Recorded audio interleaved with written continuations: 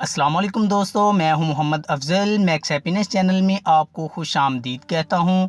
دوستو، آج کی ہماری ویڈیو کا ٹاپک، اگر آپ صحت مند رہنا چاہتے ہیں یا اگر آپ کو زندگی سے پیار ہے تو ان چیزوں کا استعمال چھوڑ دیں۔ تو دوستو، میں آپ کو ان چیزوں کے بارے میں بتاتا ہوں۔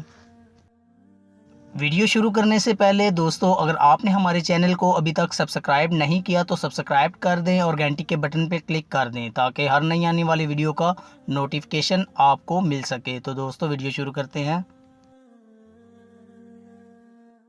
دوستو، اگر آپ صحت مند رہنا چاہتے ہیں یا آپ کو اپنی زندگی سے پیار ہے تو نشہ آور ہر چیز کو ترک کر دیں۔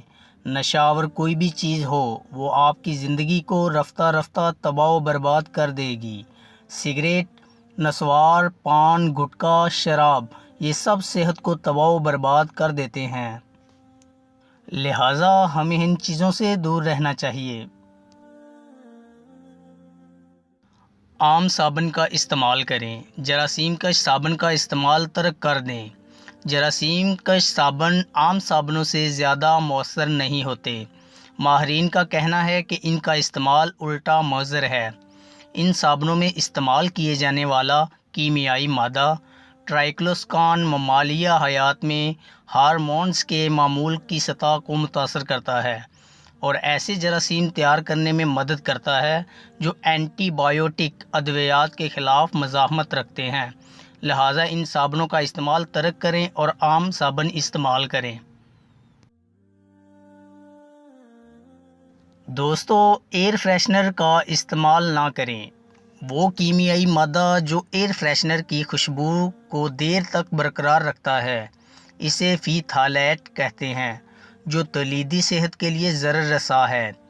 حالیہ سالوں کے دوران ایئر فریشنر بنانے والی کمپنیوں نے اس کیمیائی مادے کا استعمال کم کر دیا ہے کیونکہ یہ مادہ انسانوں اور دیگر ممالیہ حیوانات کے نظام تولید کے لیے مضر ہے۔ لہٰذا ایئر فریشنر کی بجائے گھر میں کوئی خوشبو تیار کر کے استعمال کریں۔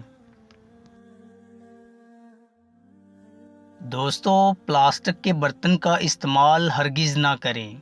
پلاسٹک کے برتن گرم ہونے پر زہریلا مادہ خارج کرتے ہیں جو انسانی زندگی کے لیے زہر سے کم نہیں۔ پلاسٹک کے برتن آج ہی گھر سے ختم کر دیں۔ پلاسٹک کے شاپرز میں گرم چیز ہرگز نہ ڈالیں۔ کوشش کریں مٹی یا شیشے کے برتن استعمال کریں۔ دوستو، ڈائٹ سافٹ ڈرنک کا استعمال ترک کر دیں۔ اگر آپ وزن کم کرنے کی کوشش کر رہے ہیں تو ڈائٹ سوڈا کا استعمال آپ کے لیے بدترین ہے۔ ایک تحقیق کے مطابق ان سوڈوں میں استعمال کیے جانے والی مصنوعی مٹھاس جیسے سکرالز، ایسپارٹیم اور سکرین ہماری آنتوں میں پائے جانے والے مفید بیکٹیریاز کو تبدیل کر سکتی ہے۔ یہ بیکٹیریاز ہمارے میٹابولزم کو ریگولیٹ کرنے میں معاون ہوتے ہیں۔ ان سے جسم کی گلوکوز کو پروسیس کرنے کی صلاحیت بھی متاثر ہوتی ہے اور یوں ذیابیطس کا خدشہ بڑھ جاتا ہے۔